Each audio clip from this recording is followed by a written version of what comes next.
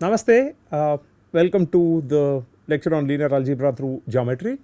In the last module we looked at the idea of the least square solution and the best optimal solution. We were basically looking at solving the system of equation Ax is equal to b, and we looked at the case where b was not in the column space of A. And when B is not in the column space of A, we said that we will project this B vector onto the column space of A. That becomes the best representative of B in the column space of A, and for that we can find a solution corresponding to let us say A x star, x star or x dagger is equal to, you had that pseudo inverse times B. That means we were, instead of solving Ax is equal to B, we solved Ax dagger is equal to projection of B onto the column space of A. And when we did that, we said that the orthogonal projection is going to be the one with least squared error, and we looked at the solution, and we also got into the concept of pseudo inverse, and we looked at what pseudo inverse does, and then we looked at what is it to say a projection matrix, and what is the matrix that projects a vector onto the column space of let us say a matrix A, or what is the matrix that projects a vector in the direction of another vector or onto the direction of another vector. We saw the matrices and stuff.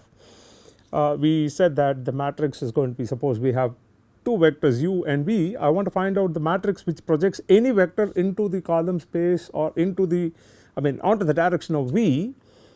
The matrix was basically v transpose divided by v transpose v. V transpose v is basically the inner product or the dot product which just gives a scalar, whereas v transpose that we had was giving us a matrix, square matrix and a symmetric matrix and a rank 1 matrix. So the v transpose, the matrix that we get, is basically a rank 1 matrix. All those things we have already seen. And then we looked at the properties of projection matrices. Suppose we are given a matrix, how do we know that the matrix is actually a projection matrix or not? We said that any matrix is a projection matrix provided it is symmetric and it is idempotent. We said p square is equal to p. For the idempotent condition we said p square is equal to p, and for the symmetric we know that p transpose is p. If these two conditions are met, then you say that the matrix is actually a projection matrix, and we actually found that A into A pseudo inverse was indeed a projection matrix. And we also looked at the projection matrices, or we also looked at the pseudo inverses of, or pseudo inverse of different special matrices which had linearly independent columns, matrices which had linearly independent rows, matrices which were invertible, matrices which were actually projection matrices themselves. So we looked at all that, and towards the end of the module we also had a relook at the idea of eigenvalues and eigenvectors, because that is something which we will be covering in this module with reference to what are called as the real symmetric matrices. So we found that you given a square matrix A, you can the matrix A corresponding to that matrix A, there may be some or the linear transformation A, there can be some vectors which are what would you say, which do not undergo any kind of direction change but just get scaled. So any vector u such that AU is equal to lambda u, where lambda is the scalar, we call such vector to be the eigenvector and lambda to be the eigenvalue. The scalar is basically the eigenvalue. And we also had mentioned like why we need to look at these eigenvalues and eigenvectors, what is the use. Of course there are lots of other uses, we will look at it during the in the application module that we will be seeing soon. But in order to compute, let us say a power n, we wanted it could be computed through the eigen values and eigenvectors. We said that it could be done provided A can be expressed as PD P inverse, where P is a matrix which had the eigenvectors and D is a diagonal matrix that had along its diagonal the eigenvalues. The corresponding eigenvalues, like if you had put the if you put eigenvector 1 in the first column of the matrix P, the corresponding eigenvalue would be in the first column or the first diagonal element of the matrix D, and so on. And we also defined something interesting there, which is called the algebraic multiplicity and the geometric multiplicity. And we said that the algebraic multiplicity is basically the number of times a particular eigenvalue repeats as a root for the characteristic equation, using which we will actually find out the eigenvalues. The characteristic equation, basically when you solve it you get the eigenvalue. So, you basically try to find out how many times each of those roots repeat. The number of times each root repeats is basically what we call as the algebraic multiplicity. And we also said the number of eigenvectors associated linearly independent eigenvectors associated with each of those eigenvalue corresponds to the geometric multiplicity. We looked at all that, and we also said if you have a matrix A which can be diagonalized, and you can express this as the eigen decomposition PDP inverse, then we said A power n can be computed as P into D power n P inverse. Now, having studied all that, in this particular module what we are going to do is we are going to focus on a very special classes of matrices called the real symmetric matrices. These real symmetric matrices, they are you will find them in multiple applications, especially to those who are actually working in the domains of machine learning and data science and stuff, where you actually look at the variance covariance matrices. That is going to be a real symmetric matrix that you have. So, we want to study the properties of real symmetric matrices. So, in this module we will look at what are real symmetric matrices, what are the properties of real symmetric matrices, and we are going to target a very specific idea of the real symmetric matrix, basically the eigenvectors and the eigenvalues and the eigenvectors associated with the real symmetric matrix. We are going to look at that, followed by quadratic forms, and we will also get initiated into the idea of singular value decomposition. So, that will form the crux of this module, that will be the contents for this module.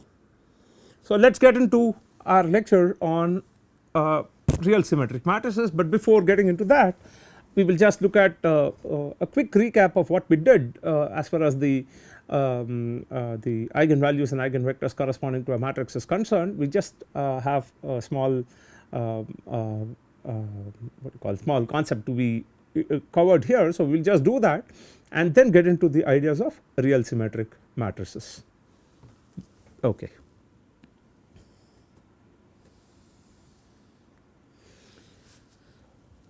So, recall.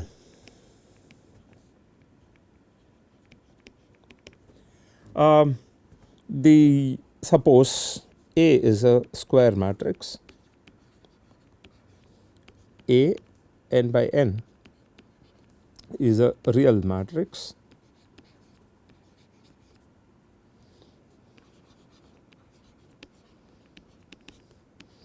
and lambda 1, lambda 2, etc., lambda n are n distinct eigenvalues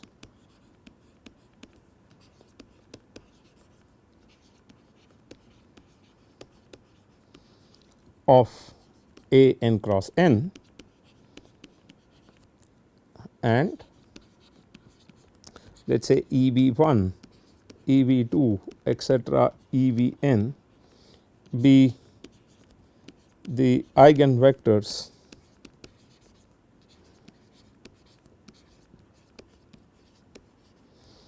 associated with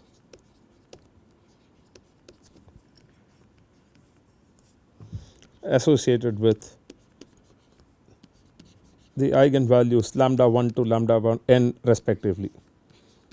Eigenvalues lambda 1 to lambda n respectively.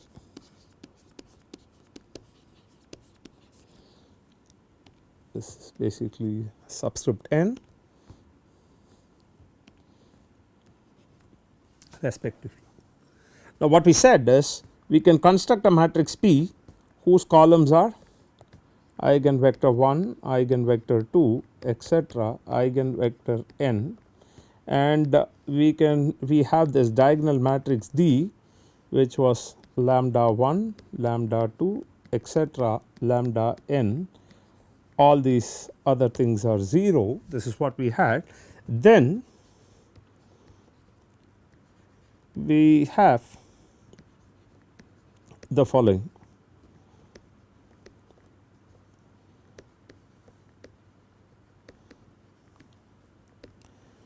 So, we will say that the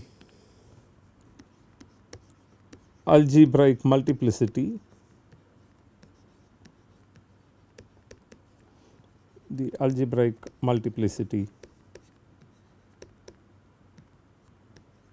of lambda 1 is equal to lambda 2 is equal to etcetera lambda n is all equal to 1. That means, the characteristic equation basically gets factored into linear factors, n linear factors, namely you have your lambda minus lambda 1 into lambda minus lambda 2 etcetera into lambda minus lambda n. So, that is what we have here, and the geometric multiplicity corresponds to the number of linearly independent eigenvectors associated with each of these eigenvalues is what we said. So, the geometric multiplicity is also 1 for every eigen. So, the geometric multiplicity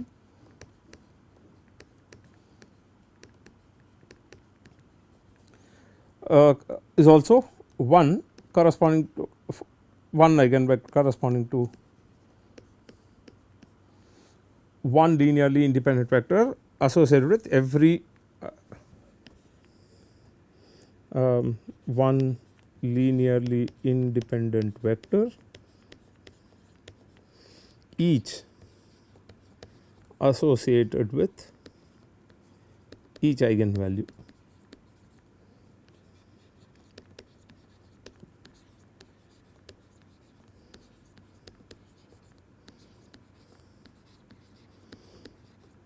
Then this implies we can express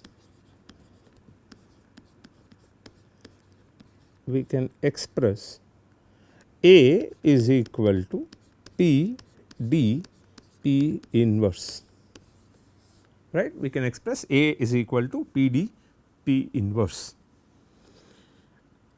Now, so the question naturally is like, can we have matrices wherein which a specific eigenvalue has multiple eigenvectors, a specific eigenvalue having lesser than the number of times the repeated the number of linearly independent eigenvectors to be less than the number of the algebraic multiplicity basically of the eigenvalue. So, that is a question that we have. So, let us take one simple example and see where we have this deficiency to the deficiency for the eigenvalue. So, let us look at that. Let us just consider a simple example.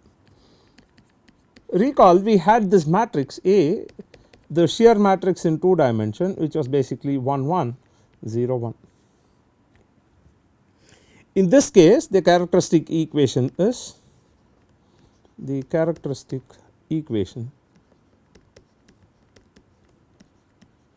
is A minus determinant of A minus lambda I is equal to 0,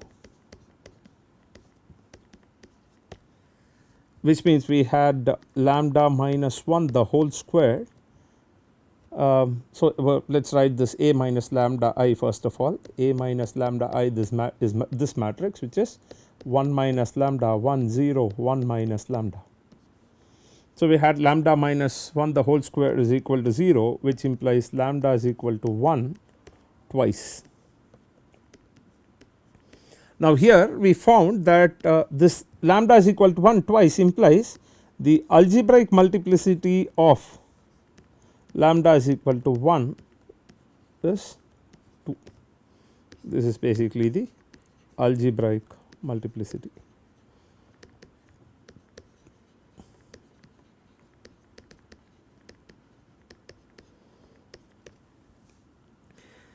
Now, we know that, okay, let us look at the eigenvector corresponding to this particular eigenvalue. So, let us look at the eigenvector. So, we have A minus lambda I times u is equal to 0, which means I have 1 minus 1 1 0 1 minus 1 into u1 u2 is equal to 0 0. Now if we look at this, we say this is 0 1, this is again 0 0 into u 1, u 2 is equal to 0 0. Now from the first equation we have u 2 is equal to 0 and 0 u 1 is equal to 0 implies u 1 can be any scalar.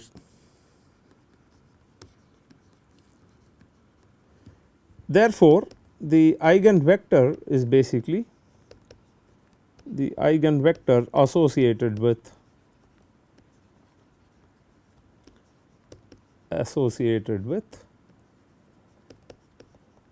lambda is equal to 1 is k 0, which is nothing but k times 1 0. That means any multiple of this 1 0 is going to be the eigenvector for this particular matrix, and therefore if you look at k into 1 0, there is something interesting that comes out. What is this? K is equal to 1 0 is basically is the set of all those points along the line which is basically y is equal to 0, basically our x1 axis or x axis, and we know that any line passing through the origin is actually a vector space. Now therefore what we see is associated with the lambda 1 is equal to 1 is a vector space or a vector subspace with the property that any vector in this vector space when transformed by that matrix A, which is 1 1 0 1, is not going to undergo any kind of direction change. That means these are called as the eigensubspaces or the invariant subspaces of an invariant subspace of this matrix A. Is that okay? So now this 1 0 is basically a linearly independent vector that forms the basis for this eigensubspace that we have. Therefore what we are going to say is the geometric multiplicity of a particular eigenvector of an eigenvalue, which corresponds to the as I said the number of linearly independent vectors, the geometric multiplicity is actually the dimension of the eigensubspace or the invariant subspace associated with a particular eigenvalue lambda. So let us write this. So from here what we do is we are going to say that the let us write this geometric multiplicity definition. Geometric multiplicity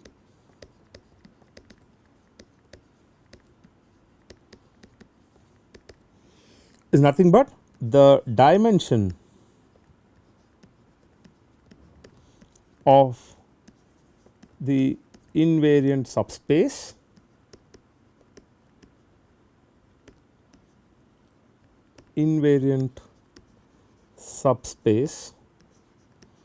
associated with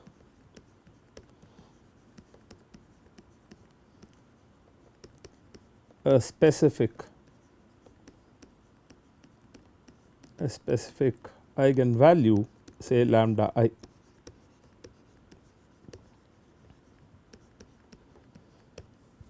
Right.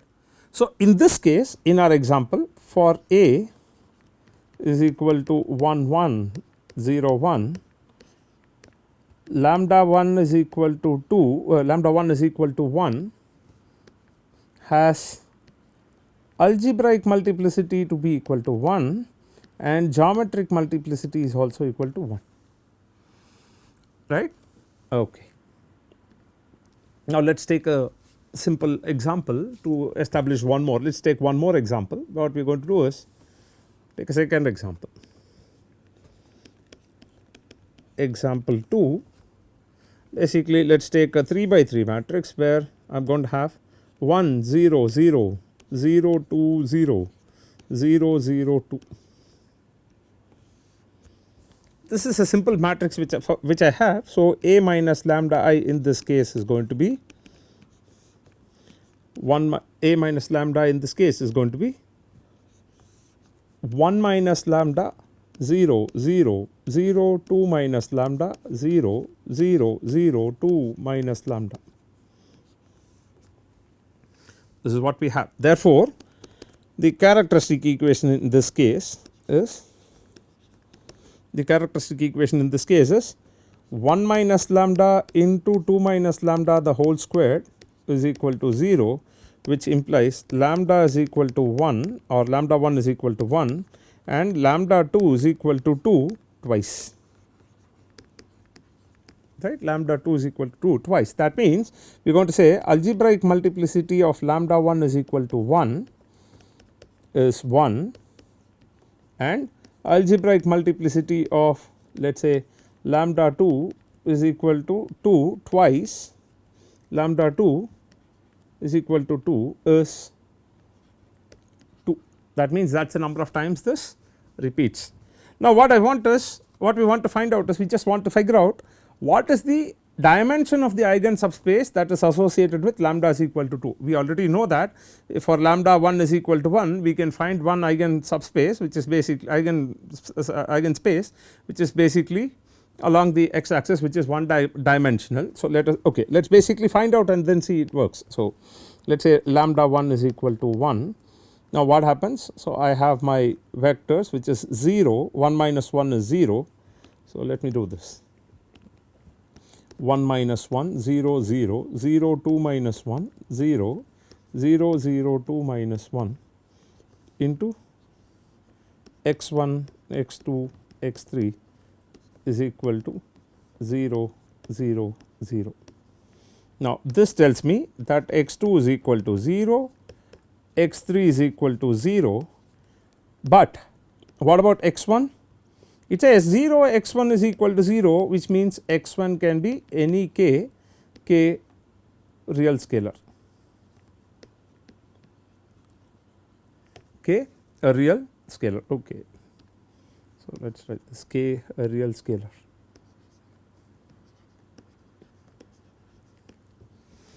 So therefore the eigen subspace associated with this, the invariant subspace associated with the eigenspace, the eigenspace associated with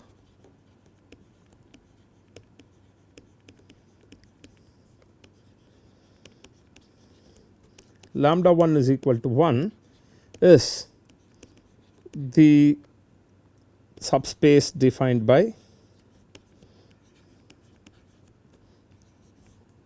k into 1 0 0. This is basically the line which is corresponding to the x1 axis, right, and we know that that line is basically a line passing through the origin and that is going to be a subspace. Now let us look at lambda 2 is equal to 2, in which case my A minus 2I, that matrix is going to be 1 minus 2 0 0 0 2 minus 2 0 0 0 2 minus 2. So we have A minus 2I x is equal to 0 into x1 x2 x3 is equal to 0 0 0, which implies I am going to have minus 1 0 0 0 0 0 0 0 0 into x1 x2 x3 is equal to 0 0 0. Now from here we can very clearly see that x1 is equal to 0, necessarily 0 x2. So you can have x2 to be a parameter, let us say s real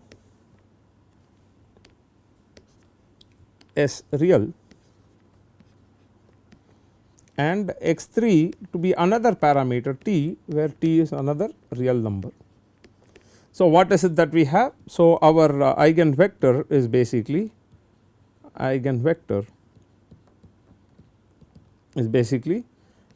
x1 x2 x3, which corresponds to 0 st. I can write this as 0 s into 0 1 0 plus t into 0 0 1. Now this entire set of vectors that we have, which are linear combinations of 0 1 0 and 1 0 1, basically it is a plane in R3. These two are linearly independent vectors and it is a plane in R3 that we are going to get, right. It is a plane in R3 and what is interesting is therefore the dimension of the eigenspace, the dimension of the eigensubspace or dimension of the eigensubspace associated with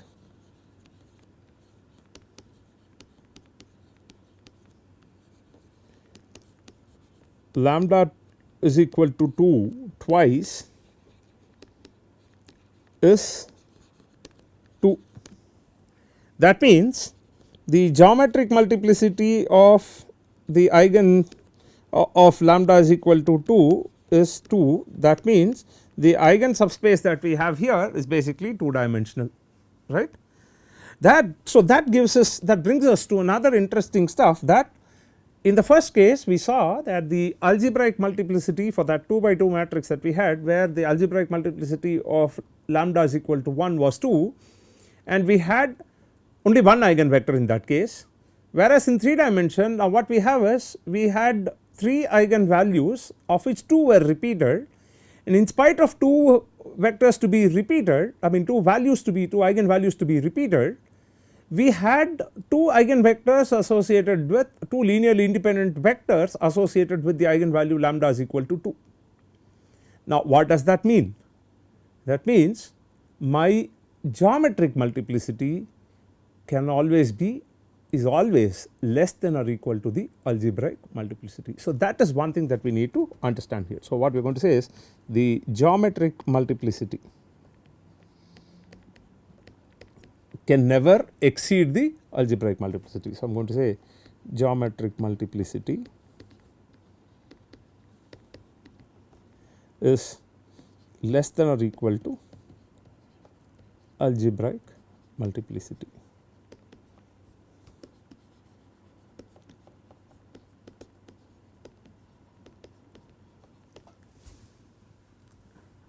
Now what we are going to do is we are going to make one more definition here.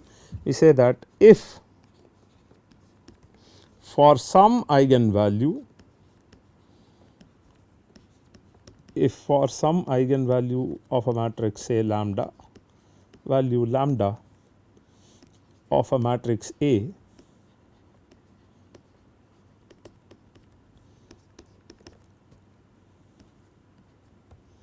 of the matrix A, the geometric multiplicity is strictly less than algebraic multiplicity. Geometric multiplicity is strictly less than algebraic multiplicity, then we say that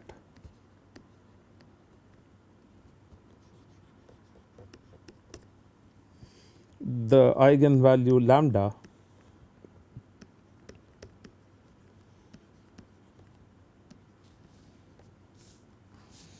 we say that the eigenvalue lambda is defective.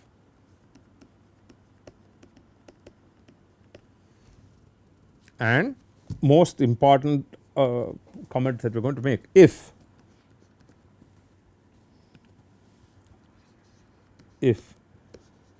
sum of all the geometric multiplicities that we have, sum of all geometric multiplicities is equal to n, that means the geometric multiplicity associated with each of these individual eigenvalues, you add those geometric multiplicities, suppose if that is equal to n, then the matrix A,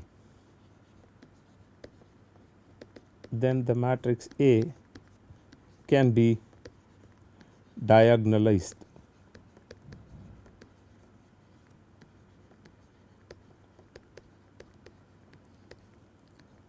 Only if the geometric multiplicity sums, the sum of the geometric multiplicity is equal to n, then the matrix can be diagonalized, otherwise a matrix A is said to be defective. So let us do this, let us make one more statement. So a matrix A is said to be defective, a matrix A, and by n is called defective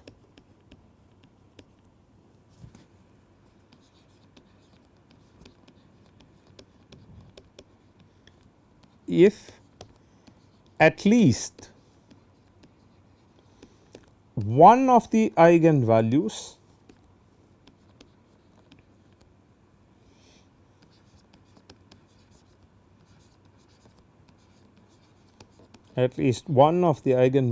has its geometric multiplicity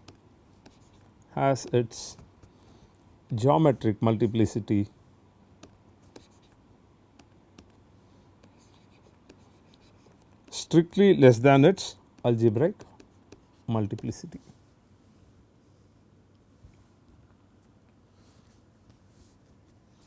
Right. So, what we do is, what we say is, whenever you have eigenvalues to have eigen number of linearly independent eigenvectors to be less than the multiplicity of the given algebraic multiplicity of the given eigenvalue, then we say that the matrix is defective, and defective matrices cannot be diagonalized. For example, let us look at this. For example, A is equal to 1 1 0 1 has lambda 1 is equal to 1 twice. So, algebraic multiplicity here is 2, geometric multiplicity is basically 1. So, basically the eigen subspace that you have here is going to be a one dimensional subspace, which we already saw was the line passing through the origin and along the direction 1 comma 0. So, the geometricity multiplicity is 1, which means lambda 1 is equal to 1 is defective,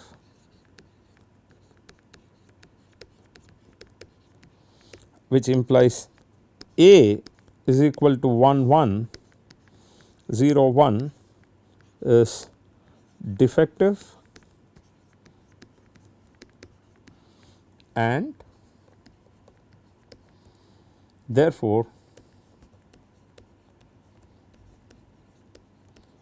cannot be diagonalized.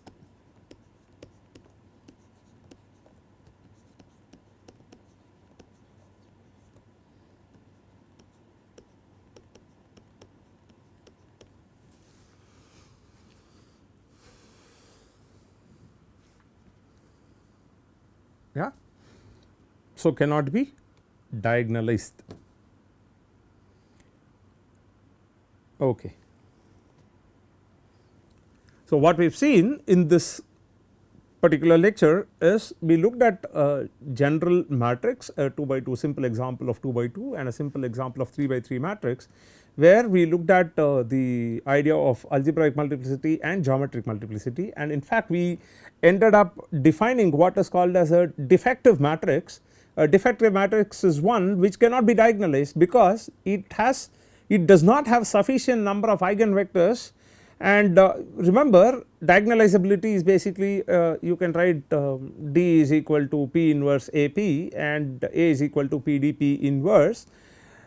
The P inverse is basically a matrix, since the matrix talks about since it is basically inverse of a matrix, that means the inverse must exist, and for the inverse to exist the matrix must be a square matrix and determinant to be not 0. Now, if there is an eigenvalue of a matrix A which is defective, then we will not have n n columns to be populated to define the matrix P, n linearly independent columns we will not get. Therefore, the matrix that we get will not actually be a invertible matrix, in the sense inverse is not even defined for such matrices. Therefore, your matrix A is not diagonalizable. Is that clear? So, what we do is we said that okay, any matrix A with defective eigenvalue is not going to be diagonalizable. Okay, good. Now, what we do is, where do we go from here?